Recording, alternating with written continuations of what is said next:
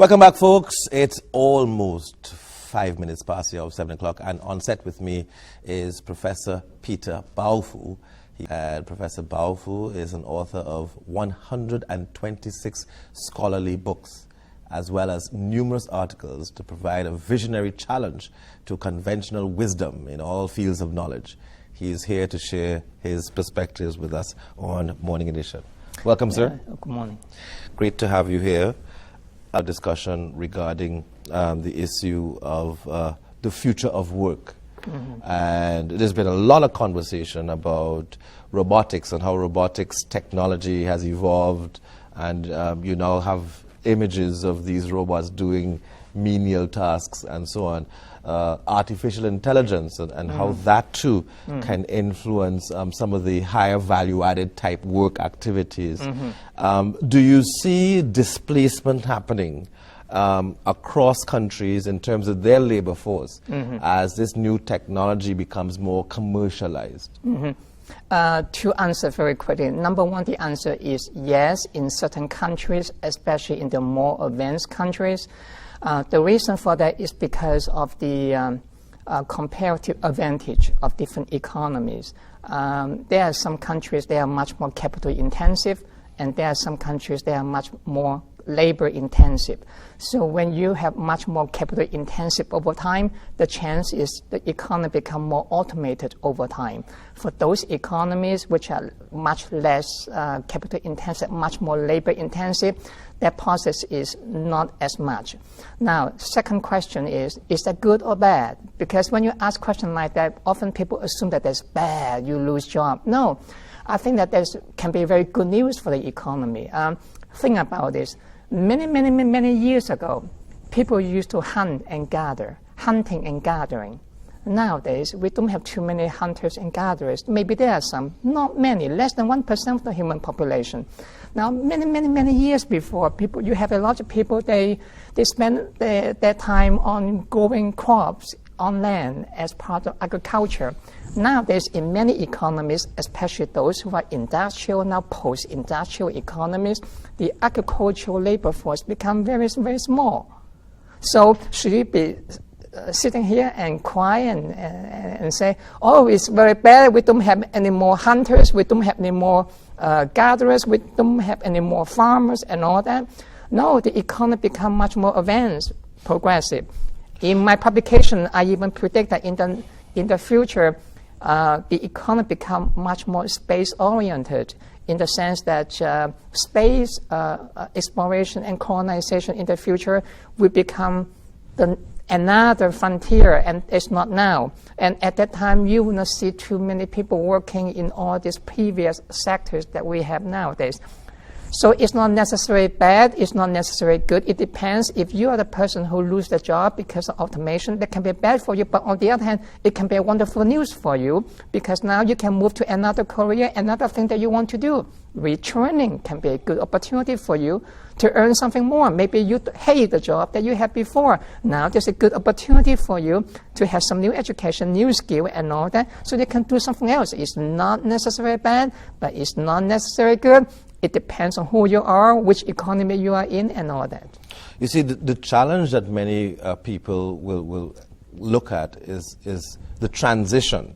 So if I know I'm working in a factory, a manufacturing facility, and they're going to invest further in technology and equipment and so on that will really make my job redundant, then how do I, as an employee, look to retrain? Many companies may not even offer the opportunity for retraining and further placement in other jobs. So you, as the employee, based on the law of the land, you may receive some basic payoff, and then you're out of a job.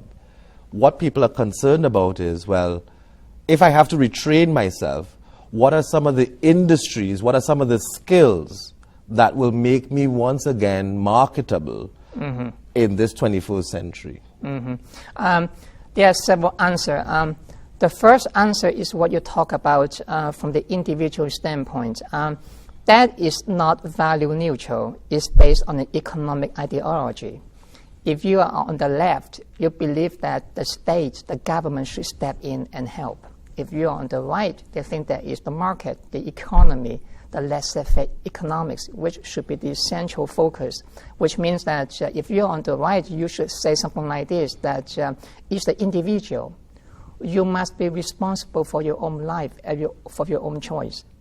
You cannot just depend on other people to come in and do things for you. When you have a problem, you choose the job that you had. So if something happened, you should plan for it.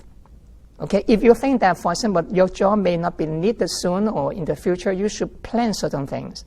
Don't just expect other people to come in and do everything for you. But if you're on the left, on the other hand, if you work for the labor unions, for example, you might say that, well, the government, the labor unions, and all these organizations should come in and do everything for you. But you know, Professor, you'll agree that sometimes there are unforeseen circumstances. We call them black swan events. Yes. And you can't plan for those things. So you cannot plan, but in economics, we also say that a lot of people, they should set aside some emergency fund for something happen. You may get sick too, by the way. Many of us, we do get sick from time to time, unforeseen. So a lot of people do prepare for that. We will get sick, at least something is going to set aside. The person may not work the next day or on that day. The person can still take care of himself or herself. So, but the same logic, you may get married too, unforeseen. You may fall in love with someone. You may have an accident tomorrow. Or you may win a lottery tomorrow. Why always on the negative side? But you see, Professor, many people can manage those risks via insurance. So you can have health insurance. You can have car insurance for your accidents or whatever. The point I'm making is, if you were to point someone in the right direction in terms of, well, you know what? These are the skills that you should possess. Technical skills, soft skills. These are the skills that you ought to possess in this 21st century era. What would you tell them? What are these skills?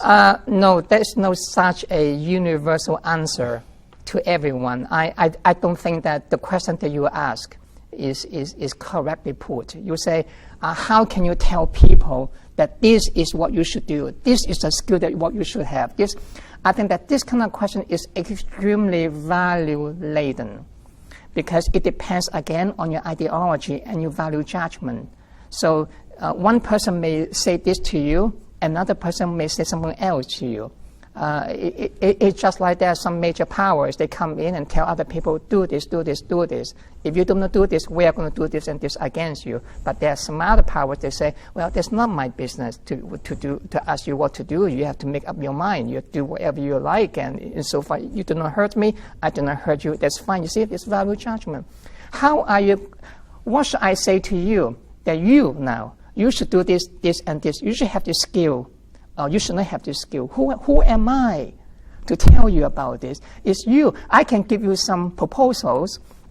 Maybe based on what I know about you, I think that you are good in A, B, C, and D. But which one you choose, how do you do it, I think you have to make up your mind. Or I can come in and behave like your fatherly figure and say, do this, do this, do this. There are some people, they are dictators. They behave like that. Yeah. Now, maybe you want someone to dictate to you, but other people may not want otherwise. So my answer is there's no universal answer to the question because it's a value judgment question. Professor, it's been great talking to you. This is a very exciting conversation. I hope that we can continue this conversation very soon again.